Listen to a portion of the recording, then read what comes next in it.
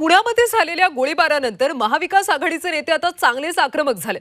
पुण्यामध्ये खुलेआम लोकांचे मुर्दे पाडले जात आहेत, राजकीय कार्यकर्त्यांचे बळी दिले जात आहेत। त्यावर गृहमंत्री देवेंद्र फडणवीस काहीही बोलत नाहीत। अशा शब्दात राऊतांनी फडणवीसांवर हल्लाबोल केला। तर शिक्षणाचं माहेरघर आता क्राईम कॅपिटल बनले अशी टीका सुप्रिया सुळेंनी केली। तर दुसरीकडे पुणे शहराच्या कायदा आणि सुव्यवस्थेबाबत कोणतीही तडजोड केली जाणार नाही असं केंद्रीय राज्यमंत्री मुरलीधर मोहोळ यांनी म्हटलं।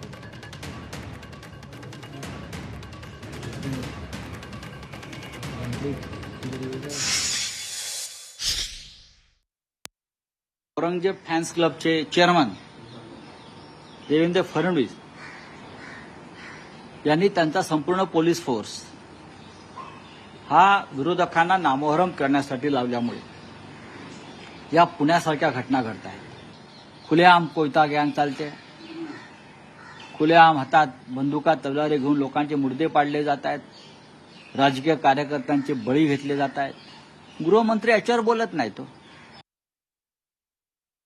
गेल्या दीड वर्षामध्ये आपण बघाल पुण्यामध्ये प्रचंड अस्वस्थता आहे, ज्याला शिक्षणाचा माहेरघर आपण ज्याचा पुण्याला आम्हाला सार्थ अभिमान होता की लोक देशातून त्यांची मुलं पुण्याला एका विश्वासाच्या नात्याने शिकण्यासाठी पाठवतात। जिथे शिक्षणाचं माहेरघर आहे तिथे आज दुर्दैवाने क्राईम कॅपिटल ऑफ महाराष्ट्र असं मीडियामध्ये येतं आहे। हे अतिशय दुर्दैवी आणि वेदना देणार आहे।